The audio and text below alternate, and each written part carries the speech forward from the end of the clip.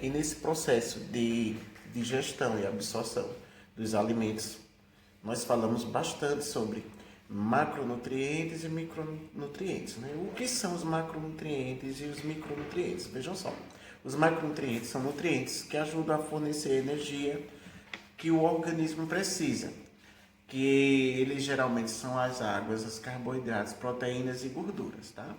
Eles são classificados, as gorduras eles são classificados de modo geral como macronutrientes por essa função que tem de fornecer energia para o nosso organismo, certo?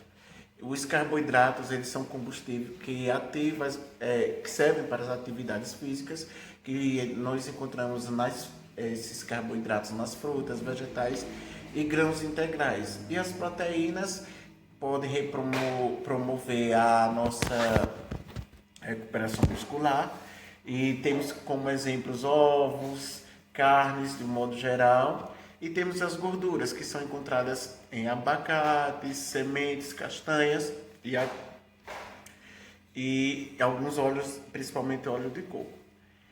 Esses tipos de macronutrientes, tem os que são indicados como gorduras boas, né? E também tem as maléficas que fazem mal à saúde, que a gente pode separar esses macronutrientes para inserir na nossa alimentação diária para termos uma alimentação saudável.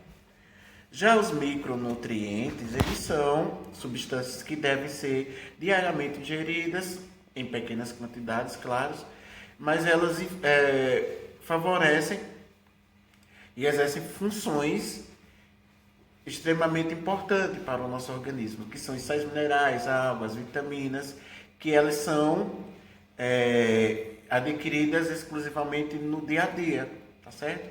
São as frutas de modo geral, ricas em vitamina C, B, D, vitamina E. Para termos uma boa alimentação, nós precisamos saber que existe uma lei da alimentação, né? Que elas são 4, que é a lei da quantidade, da qualidade, harmonia e adequação. Elas são principais para termos um equilíbrio do nosso metabolismo. Elas podem, quanto quantidade, ele vai depender de cada pessoa, né? Do seu equilíbrio, ou seja, do seu balanço metabólico. E essa lei preconiza que não deve haver excessos nos alimentos. Para ser mais objetivo, a lei da quantidade preconiza que se temos uma alimentação em grande quantidade, principalmente de gorduras, vamos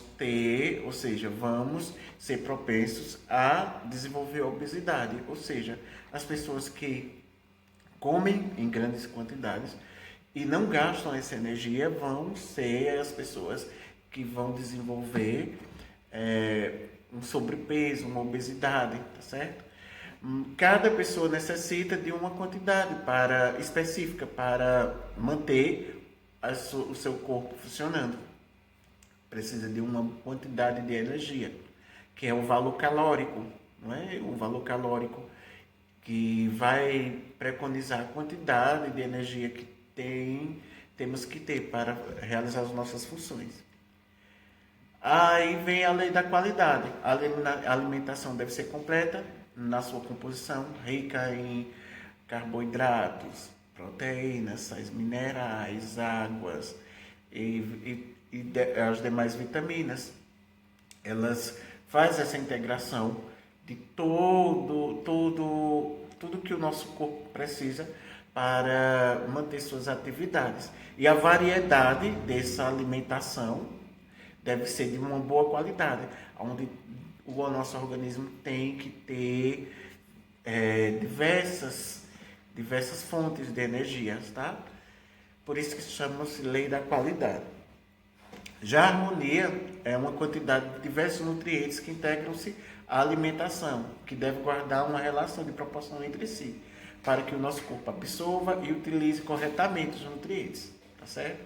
Ou seja, deve ter uma harmonia desses alimentos. Há pessoas que em uma dieta alimentar tem como no seu dia a dia absorver todos os nutrientes de todas as fontes de energia. Só que algumas pessoas preconizam a estar mais com bastante proteína, só mais proteína ou só mais carboidratos e deixam as outras vitaminas ficarem um pouco reduzidas na sua alimentação diária. Isso não é a harmonia dos alimentos para o organismo, certo? Aí é necessário que se encontrem em proporções adequadas para o nosso organismo. Já a lei da adequação é a finalidade da alimentação está subordinada e adequada ao organismo, ou seja, ao estado fisiológico, hábitos alimentares e as condições socioeconômicas, tá? Por quê? Vou dar um exemplo para vocês. Lembro que uma vez eu estava trabalhando com o NASF, onde a nutricionista foi fazer uma visita domiciliar a crianças com baixo peso. E eu lembro que lá na visita ela começou a avaliar que a criança tinha baixo peso e começou a traçar um plano alimentar para a mãe começar a ingerir esses alimentos para a criança. E em uma das indicações para a alimentação da criança, ela pediu para ser adicionada purê de batata na alimentação da criança. Aí naquele mesmo instante o pai que estava ao lado olhou para ela e deu um grito, né? Assim, não foi um grito, um gesto de espanto, indignado, porque não conhecia nem o que era purê. Ele falou purê sem entender o que era. Aí fomos explicar que era batata amassada, adicionada ao leite, ou... Assim, depende. As pessoas usam ingredientes diferenciados, né? Às vezes coloca-se queijo ralado, leite, margarina, alguns colocam azeite. E ela foi explicar. Só que, quando fala-se da lei da adequação, devemos ver a adequação à realidade nutricional, ou seja, a aquisição financeira de cada família, de cada região, de o que tem, ou seja, o que é ofertado para aquele indivíduo, tá certo? O que é ofertado para aquele indivíduo, para adequar a alimentação, os hábitos alimentares, né, para melhor distribuir essa fonte de energia. A criança não, nesse caso que eu falei, ela não tem um quadro de desnutrição por causa do biótipo já da familiar. A mãe pequena, magra, o pai também não era muito grande, já era um pouco magro.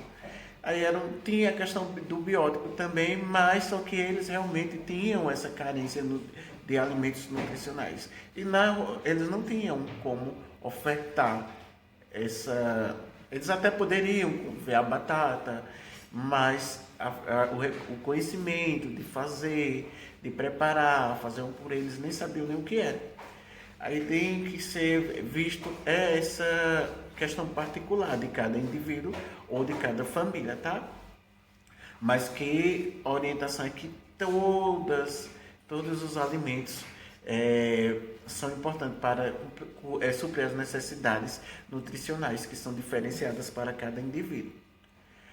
Vamos falar agora sobre peso teórico ou ideal. Vejam só, peso teórico ideal é aquele peso em que o indivíduo deveria ter de acordo com o sexo, altura e estrutura óssea, né?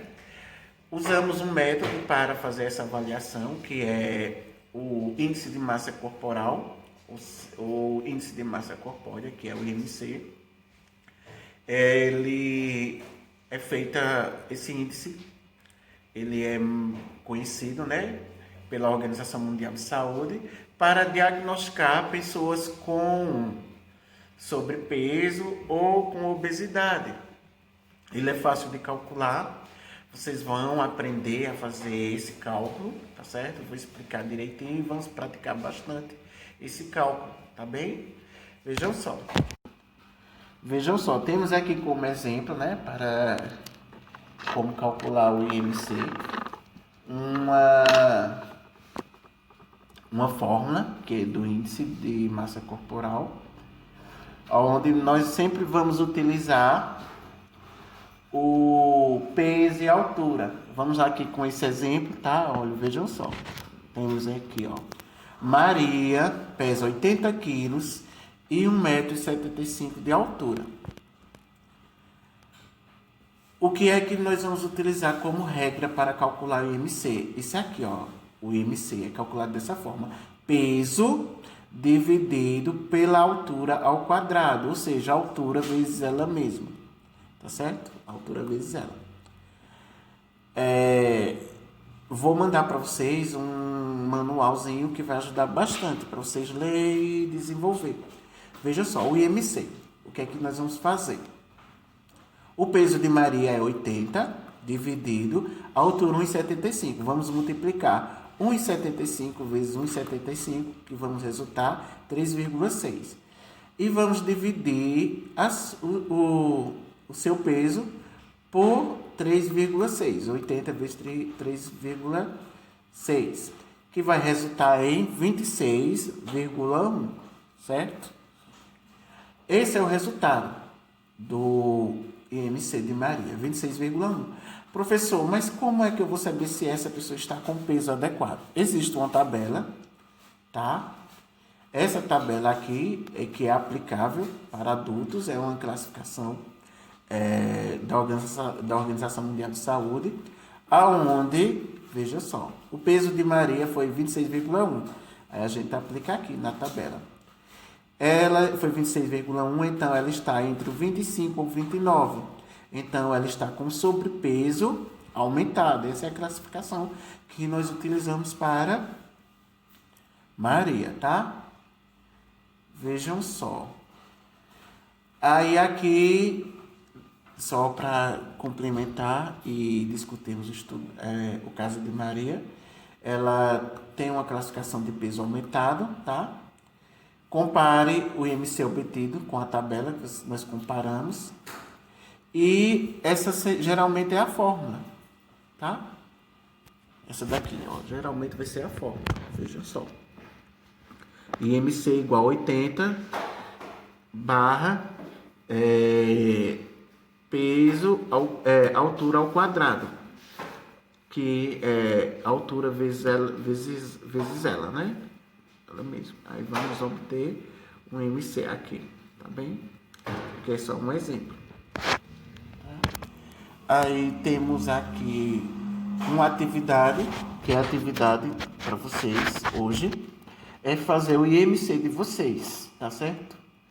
O IMC de vocês. Façam, deixem no caderno, que próxima aula nós fazemos a correção, tá bem? Aí, na próxima aula, vamos fazer a correção e já vou passar para vocês como será todas as nossas avaliações, tá bem?